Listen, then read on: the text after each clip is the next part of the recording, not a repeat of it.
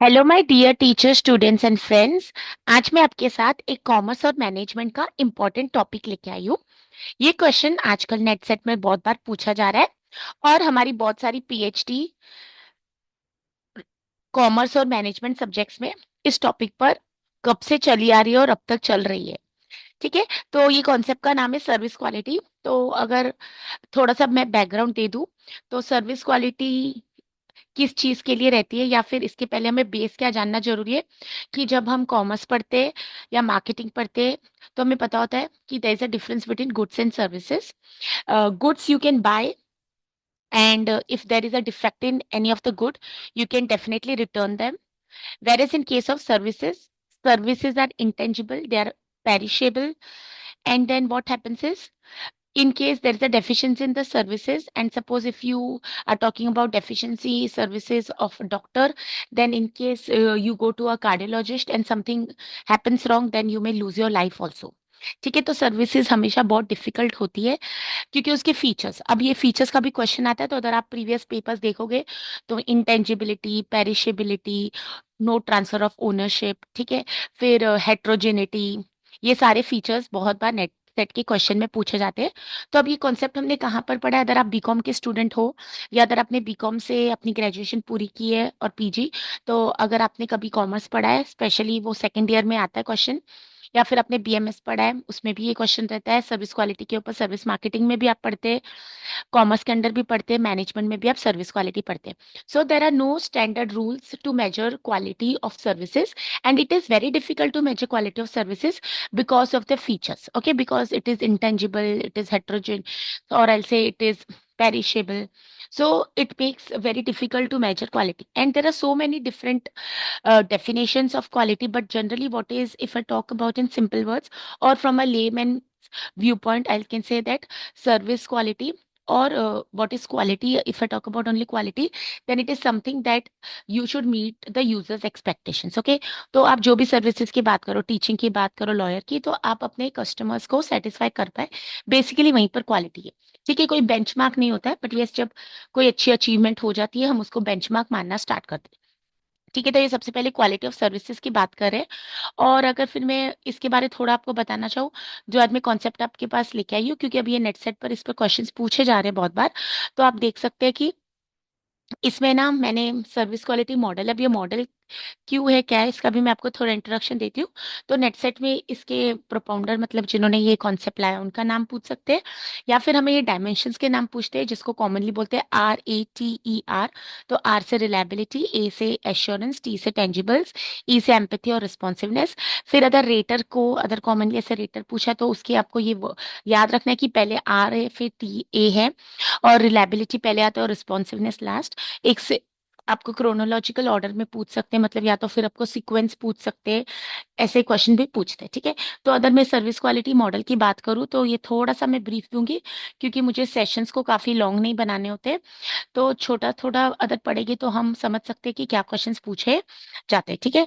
तो service quality एक ऐसा मॉडल है जो क्यों आया एग्जिस्टेंस में, क्योंकि सर्विसेज को मेजर करने के लिए कोई भी ये नहीं था हमारे पास इंस्ट्रूमेंट। तो अगर आप पीएचडी रिसर्च कर रहे हैं या आपने कभी पढ़ा इसके बारे, तो आपको पता लगेगा कि सर्विस क्वालिटी मॉडल का क्या क्यों आया एग्जिस्टेंस में। इतना सब मैं आपको नहीं बताऊंगी, बट जो अभी क्वेश्चंस पूछे जा रहे हैं उसके लिए, तो अगर मैं बात करूं, अगर आप विकीपीडिया कुछ भी स्टडी करेंगे, तो model of service quality is popularly known as the gaps model. ठीक है। अब इस पर भी क्वेश्चन आते हैं तो वो भी पढ़ेंगे। It was developed by group of American authors, Parasuraman, Valarie and Zeithaml. ठीक है। तो ये तीन लोग थे, PV and Z, तो आप ये स्टडी कर सकते हैं। तीन ऑथर्स थे इसमें, अमेरिकन ऑथर्स, और इसको बोलते हैं gaps model, GAPS। Gaps model क्या होता है अभी मैं आपको बताऊंगी। In a systematic research program carried out between somewhere in 1983 and 88, the model identifies the principal dimensions or components of service quality, proposes a scale for measuring service quality। तो यहीं पर ये जो पीएचडी में इंस्ट्रूमेंट यूज होता है, तो जब आप ये रेटर पढ़ते हैं, आर, अभी जैसे मैंने आपको बताया रिलायबिलिटी, तो उसके कुछ आइटम्स रहते हैं, स्टेटमेंट्स रहते हैं, फिर कुछ स्टेटमेंट्स रहते हैं एश्योरेंस के, फिर टेंजिबिलिटी के, ऐसे करके इनके पास 22 स्टेटमेंट्स होते हैं जो कस्टमर के परसेप्शंस और एक्सपेक्टेशंस को पढ़ते हैं। ठीक है। तो ये क्या कर रहा है model, the model identifies the principal dimensions और components of service quality, proposes a scale for measuring service quality, जिसको हम सर्विस क्वालिटी मॉडल बोलते हैं, and suggest possible causes of service quality problems. The models developers originally identified 10 dimensions, तो पहले कुछ 10 dimensions थी of cell, but after testing and retesting, some of the dimensions were found to be auto-related. तो कुछ repetitive लग रहे थे and the total number of dimensions was reduced to 5. ठीक है, तो पहले 10 dimensions थे, अगर आप उसकी हिस्ट्री जाके पढ़ेंगे, फिर उनको लगा कुछ रिपीटिशन है तो उन्होंने उसको 5 पर रिस्ट्रिक्ट कर दिया, तो रेटर आ गया. These 5 dimensions are thought to represent the dimensions of service quality across a range of industries and settings. तो जहाँ पर भी सर्विसेज को मेजर करना है, सर्विस क्वालिटी मॉडल ही यूज किया जाता है. Among students of marketing, the mnemonic rater, mnemonic मतलब alphabets RATER, an acronym formed from the first letter of each of the 5 dimensions in office used as an aid to recall. ठीक है, तो basically ये क्या कर रहा है, service quality ऐसा कॉन्सेप्चुलाइज हुआ है जिस पर हम बात करते हैं. अगर इक्वेशन बनाए तो service quality is equal to P minus C. Now, what is P? P is the individual's perceptions about any service delivery and E is the individual's expectations. तो सर्विस क्वालिटी किससे बना है? परसेप्शंस, और मैं बात करूं तो माइनस एक्सपेक्टेशन. तो आपकी क्या परसेप्शन थी सर्विसेज के बारे, और आपने उसके एक्सपेक्टेशंस को, इंडिविजुअल एक्सपेक्टेशंस क्या है. ठीक है, तो it is service quality is perceptions minus expectations. तो परसेप्शंस किसकी? कस्टमर्स की, और इंडिविजुअल्स की एक्सपेक्टेशंस. ठीक है, अब यहां तक समझते हैं. अब हम जाते हैं रेटर के रिलायबिलिटी पर बात करते हैं. तो रिलायबिलिटी क्या रहती है? किसी चीज की भी consistency of the services. Okay, कोई चीज डिपेंडेबल है कि नहीं. Suppose you order a pizza from Domino's and they are claiming that they will deliver at your home by within 30 minutes, and if they fail to deliver, so it means they are not consistent, they are not reliable. But if they ensure that it reaches your home within 30 minutes, so that is they are reliable. तो हम जब बात करें, हम उसको prove भी करें, तो यू हैव रिलायबिलिटी. ठीक है, मैं शॉर्ट में कॉन्सेप्ट एक्सप्लेन कर रही हूँ क्योंकि मुझे वीडियोस को और सेशंस को ज़्यादा बढ़ाना नहीं होता है. आप भी, मुझे पता है रिटेंशन कम है, तो शॉर्ट वीडियोस प्रेफर करते हैं. तो reliability is dependable on consistency. फिर अगर एश्योरेंस की बात करें तो व्हाट इज एश्योरेंस? जैसे हम किसी पर ट्रस्ट कर सकते हैं. Suppose you go to a mutual fund adviser, he should have complete knowledge. ठीक है, complete knowledge about the product. Suppose मैं उनको पूछूं, मैं म्यूचुअल फंड्स में क्यों इन्वेस्ट करना चाहती हूँ, या फिर मुझे क्या फायदा होगा और मैं गोल्ड में क्यों नहीं करूँ, so he must be able to justify.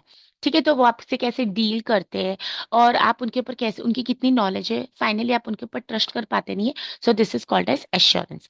फिर हमारे पास टेंजिबल्स. अब सर्विसेज की एक बहुत बड़ी प्रॉब्लम क्या होती है, चैलेंज क्या है? Services are not seen. Okay, they are felt. You go to a beauty parlour for a treatment, और आप लॉयर से कुछ कॉन्फिडेंस लेके आते हैं, केस सॉल्व करने के बारे में कुछ बातचीत करते हैं, तो टेंजिबल्स नहीं होते. तो टेंजिबल्स क्या होते हैं? जैसे now if you go to a restaurant, so what will see the ambience. ठीक है, वहां पर हाइजीन कैसी है, या तो फिर आपको वेटर के कपड़े जो दिख रहे, तो whatever is seen, whatever you can touch, it is called as tangibles. तो क्या होता है ना, अगर आप कितने भी अच्छे रेस्टोरेंट में जा रहे हैं, अगर वो कचरे का डिब्बा बाहर पड़ा है, या मैं बोलूँ आपके वेटर्स को बहुत ज्यादा स्वेटिंग हो रही है, उनके कपड़े मैले हैं, तो you won't prefer going to that restaurant. So tangibles matter. Then we have empathy. Empathy is what? Empathy is you should be able to understand. So how I'll say कितने फ्रेंडली है सर्विस प्रोवाइडर, या फिर वो आपको कितना समझ के लेते हैं, या कभी गुस्सा कर देते हैं. ठीक है, ये सारी चीजें एम्पैथी होनी जरूरी है. So how you handle your customers, how you feel your customers. Now there are problems. अभी जैसे अगर मैं बोलूँ ट्रेन सर्विसेज नहीं आई, ठीक है, तो लोग आजकल पत्थर उठा के भी फेंक देते ट्रेन वगैरह पर. So this is how you should be able to handle. कैसे बात करेंगे, कस्टमर्स इतने एंग्री है, पैसेंजर्स को लेट हो रहा है, तो ये सारी चीजें एम्पैथी में आ जाती है. और ये responsiveness, how responsive they are to you. Suppose call a bank, you have some problems and they're not even bothered to listen to you, तो वहां पर responsiveness की प्रॉब्लम आ जाएगी. ठीक है, तो जब भी आप सर्विस क्वालिटी, कोई भी सर्विसेज को मेजर करना चाहते हैं, तो अगर हम ये इंस्ट्रूमेंट यूज करें, it is already instrument which has been validated in 86, but अब आप अपनी रिसर्च में करोगे, आप उसको वापस वैलिडेट करेंगे, बिकॉज हर रिसर्च में हर क्या डेटा सेट अलग होता है, मतलब कस्टमर्स अलग होते हैं, आपका टॉपिक अलग होता है. तो रिलायबिलिटी क्या होगी? Consistency, dependability, assurances, trust, knowledge, and tangible से जो भी दिखता है physically. Empathy is how much they understand you, and responsiveness है how quickly they are able to response to you, और हाउ दे ट्रीट. ठीक है, तो रेटर है. तो अभी नेट सेट में इसमें क्वेश्चन क्या आएगा, सर्विस क्वालिटी का मॉडल किसने दिया है? तो परसुरमन, वैलेरियस, जिथमल, अमेरिकनॉट. इसको कॉमनली हम रेटर एक्रोनिम दिया RATER, तो हमें याद रहना चाहिए. आर से रिलायबिलिटी, ए से एश्योरेंस, टी से टेंजिबल्स, ई से एम्पैथी, और आर से रिस्पॉन्सिवनेस है, और इसको हम गैप्स मॉडल भी बोलते हैं. अब गैप्स मॉडल इसको क्यों बोलते हैं? तो देख लेते हैं। सबसे पहले लिखा है नॉलेज गैप। मैंने शॉर्ट से ऐसे बनाया क्योंकि इससे काफी इजी हो जाता है पढ़ना। और मैं हमेशा इमेजेस भी ढूंढती हूँ क्योंकि इससे क्या होता है, पढ़ने में इजी होता है। तो अगर मैं नॉलेज गैप की बात करूँ, what the customer aspects, customer क्या एक्सपेक्ट करे, management thinks the customer x, तो ये दोनों का गैप है, तो इसको बोलते हैं नॉलेज गैप। कस्टमर क्या उम्मीद करता है और मैनेजमेंट क्या थिंक करती है कि customer, so this is the thing. Suppose we are expecting, we are ready to pay a higher price but we don't want to compromise on the quality, is the expectation of the customer. But management हमेशा ये सोचता है कि हम ज्यादा पैसा रखेंगे और क्वालिटी बेकार भी होगी तो लोग खरीदेंगे जस्ट बिकॉज ब्रांड है। तो ऐसे नहीं होगा, तो इसको बोलते हैं नॉलेज गैप। बिकॉज जो कस्टमर्स एक्सपेक्ट कर रहा है, management think and customer expect, उसमें गैप है, तो it is called as knowledge gap. अब इस पर क्या क्वेश्चन आ सकते हैं, गैप्स का मतलब, और गैप्स का आपको ये भी आ सकता है सीक्वेंस। फिर है पॉलिसी गैप, जिसको आप स्टैंडर्ड गैप भी बोल सकते हैं। तो पॉलिसी का दूसरा नाम है स्टैंडर्ड।